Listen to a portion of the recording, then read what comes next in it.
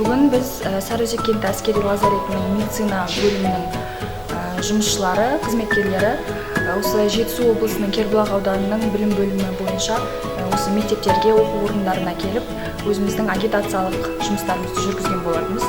Яғни мұнда біз 11-ші сынып бітіруші түлектеріне осы әскери-медицина саласы бойынша оқу орындарына түсу және сол оқу орындарының жақсы және қолайлы жақтарын айтып өткен болатынбыз.